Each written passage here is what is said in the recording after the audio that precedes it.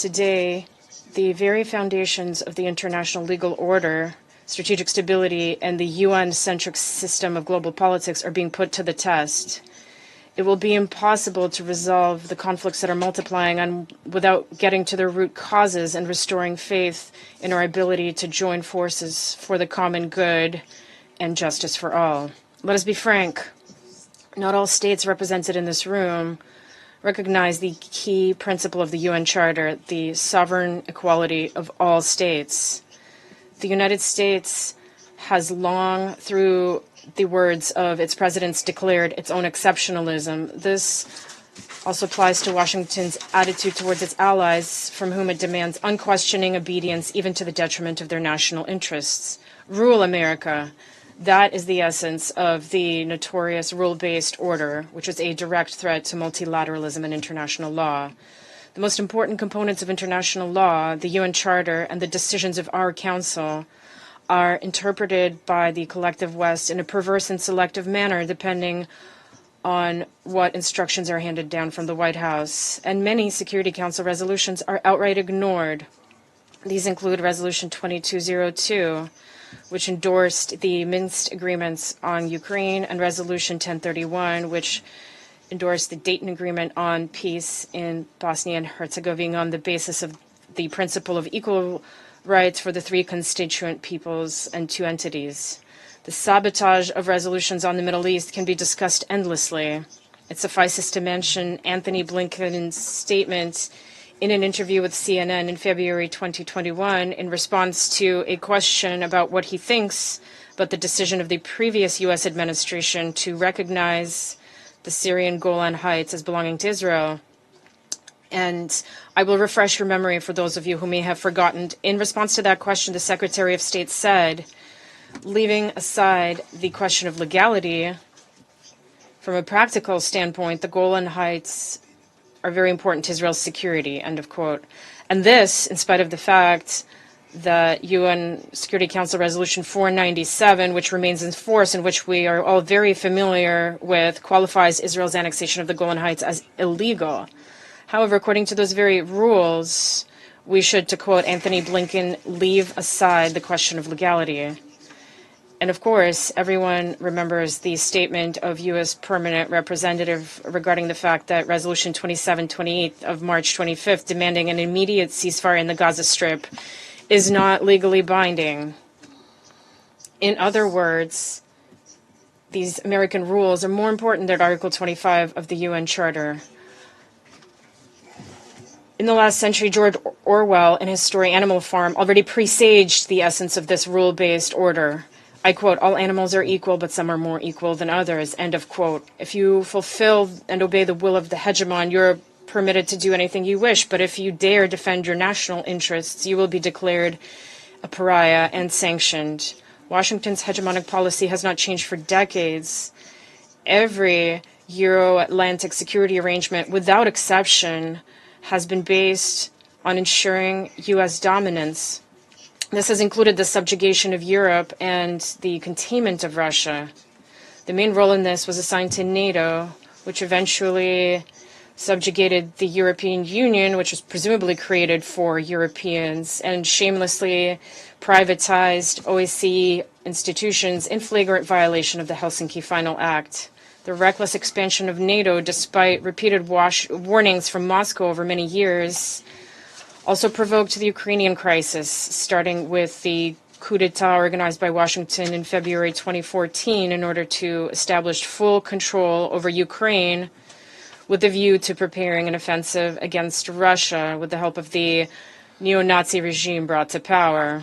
When Poroshenko and then Zelensky were waging war against their own citizens in the Donbass and were destroying Russian education, Russian culture, Russian media, and the Russian language in general through their legislation, and were banning the Ukrainian Orthodox Church, no one in the West batted an eye, nor did they demand that their wards in Kiev observe decency and refrain from violating international conventions on the right of national minorities or the very constitution of Ukraine itself, which also contains these demands. It was precisely to eliminate threats to Russia's security and to protect those people who consider themselves part of Russian culture and who live on lands that had been settled by their ancestors for centuries in order to save them from legislative and even physical extermination, that the special military operation was launched. It is telling that even now, when multiple initiatives on a Ukrainian settlement are being put forward, few people remember Kyiv's violation of human rights and the rights of national minorities.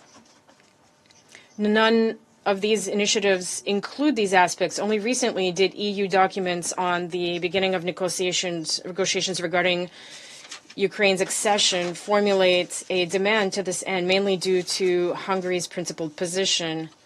However, Brussels' actual capacity and desire to influence the Kyiv regime is questionable. We call on all those who are genuinely interested in overcoming the crisis in Ukraine to ensure that their proposals take into account the key issue of the right of national minorities, all minorities without exception. Silence on this issue devalues peace initiatives, and the racist policy of Mr. Zelensky receives de facto approval. It is typical that 10 years ago in 2014, Zelensky said, if the people in the east of Ukraine and Crimea want to speak Russian, let them be, leave them alone, let them speak Russian legally. Language will never divide our homelands. End of quote. Since then, the U.S. has successfully re-educated him, and as early as 2021, Zelensky, in one of his interviews, demanded that those who feel a sense of affinity with Russian culture get out and go to Russia for the future of their own children and grandchildren. I appeal to the masters of the Ukrainian regime, make sure that it complies with Article 1.3 of the UN Charter, which guarantees the fundamental rights and freedoms of all people without distinction of race, sex, language, or religion. Dear colleagues, the North Atlantic Treaty Organization is not content with the war that it has unleashed against Russia through the hands of the unlawful authorities in Kiev, nor is it content with the entire OSCE space. Having dismantled the fundamental agreements in the area of arms control, the U.S. continues to ramp up confrontation. Recently, at the summit in Washington, the leaders of NATO countries reiterated their claim to a leading role not only in the Euro-Atlantic region, but in the Asia-Pacific region as well. The proclaimed intention is that NATO is continuing to be guided by the goal of protecting the territory of its member states. But in order to do this, they allegedly need to spread the alliance's dominance on the entire Eurasian continent and adjacent water. The military infrastructure of NATO is advancing into the Pacific region with the obvious goal of undermining the ASEAN-centric architecture, which for many decades was built on the basis of the principles of equality, recognition of mutual interests, and consensus.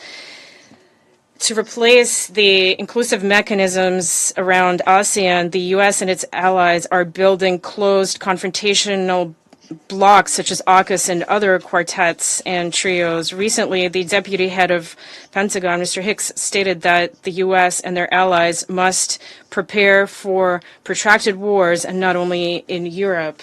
That is the end of the quote. In order to contain Russia, China, and other countries whose independent policies are seen as a challenge to its hegemony, the West is aggressively dismantling the global system that was originally built based on its models. Washington has done everything to blow up, including literally by organizing terrorist attacks on the Nord Stream gas pipelines, the foundations of mutually beneficial energy cooperation between Russia, Germany, and Europe as a whole.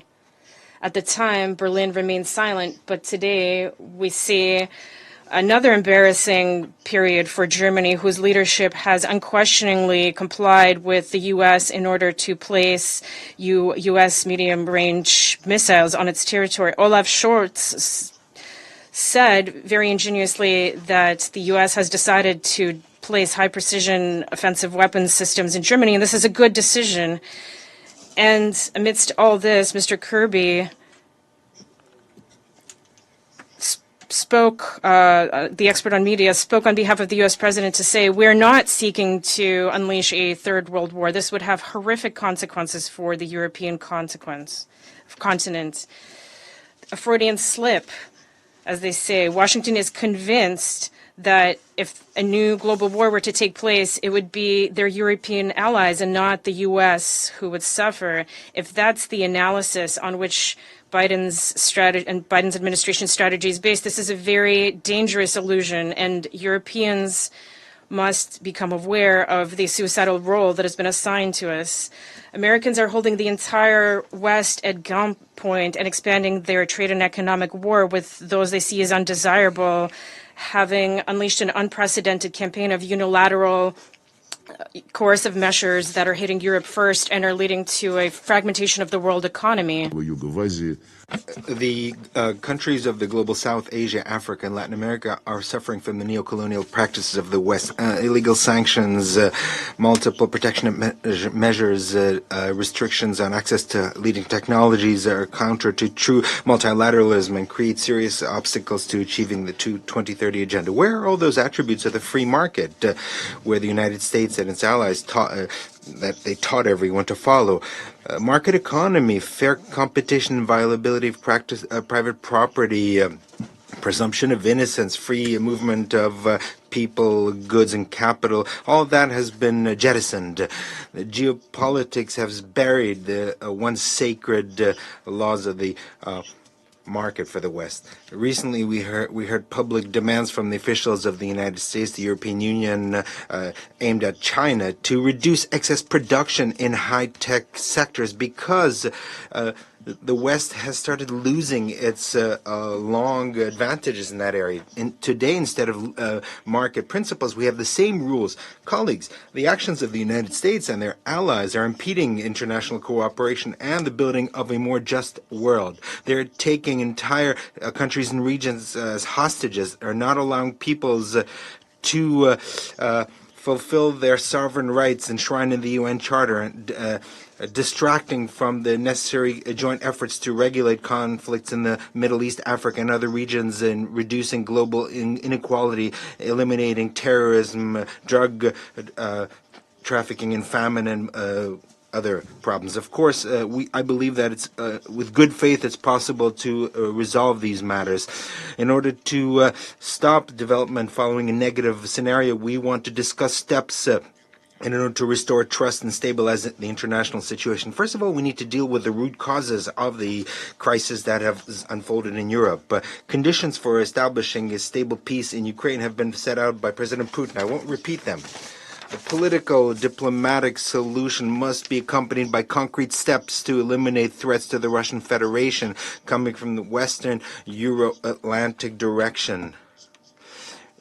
By agreeing to mutual guarantees and agreements, it will be necessary to take into account new geostrategic realities on the Eurasian continent, where continental architecture is being formed that is truly equal and indivisible. Europe risks falling behind from this objective historical process.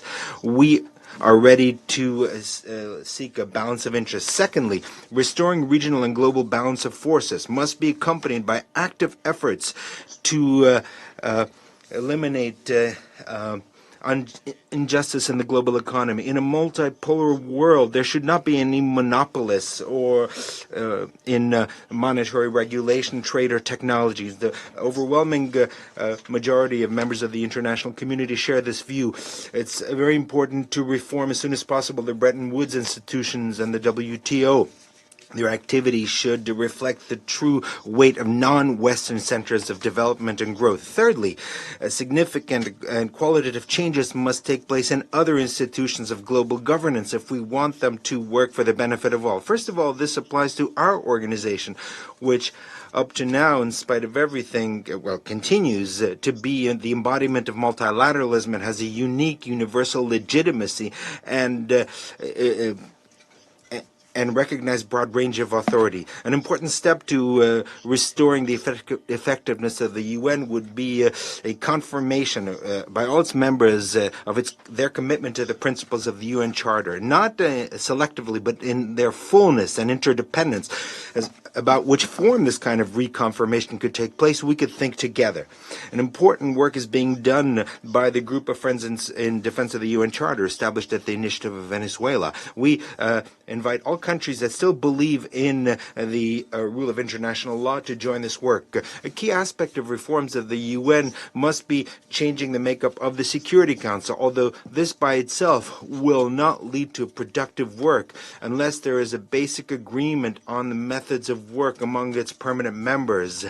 This thought, nevertheless, does not invalidate the need to eliminate geographic and geopolitical imbalances in the Security Council, where there's clear overrepresentation of the countries of the collective West today. What's been needed for a long time is to achieve a broad agreement on concrete parameters of reform, which will strengthen representation of Asia, Africa, and Latin America. It's also important to implement changes in the staffing policy of the Secretariat to eliminate the overrepresentation of nationals of the West and their subservient nations in the administrative structures of the organization. And the Secretary General and his staff, of course, must adhere strictly to the principles of impartiality and neutrality, as demanded by Article 100 of the Charter, which we are constantly reminding of. Fourth, strengthen the multilateralism in international relations must be done through other multilateral organizations, including the G20, in which is represented most of the global majority and Western states. The mandate of the G20 is strictly limited to economic and development. So it's very important that a substantive dialogue on this platform does not include short-sighted attempts to introduce geopolitical topics. An increasingly important role, based on the principles of the UN Charter, is played by BRICS and the Shanghai Organization for Cooperation. It includes countries that represent various regions and civilizations that are cooperating on the basis of equality, mutual respect, consensus, and mutual compromise. This is this global standard of multilateral cooperation with the participation of major powers. Of practical importance for multilateralism are such regional entities as the CIS, the Collective Security Treaty Organization, the Euro-Asian Economic Community, ASEAN, the League of Arab States, African Union, and CELAC. We see as an important task to develop multiple and diverse contacts between them, including with the support of the UN. The Russian presidency of the Council will devote a topic on its agenda to the Eurasian regional organizations. Colleagues, speaking at the Parliamentary Forum of the BRICS on the 9th of July in St. Petersburg, Vladimir Putin said that the formation of a world order that reflects a real balance of forces is a complex and in many ways, a painful process. End of quote. Discussions on this topic, we believe, must be developed without devolving into pointless polemics. They should be based on a sound analysis of all the range of factors. First and foremost, it's important to restore professional diplomacy, culture of dialogue, the ability to hear and to listen, maintain channels of crisis communication. Depending on whether politicians and diplomats can formulate something like a vision of the future, millions of lives will depend on them. Whether our world will be multilateral and just it depends on member states. The foundation is the Charter of the United Nations. If everyone follows its letter and spirit, then the United Nations is capable of overcoming current divergences and to reach a common denominator on most issues. The end of history did not take place. Let's work together in the interests of the beginning of history of true multilateralism that reflects all the richness of cultural and civilizational diversity of the peoples of the world. I invite everyone to a frank discussion. Of course, it has to be an honest one. Thank you very much.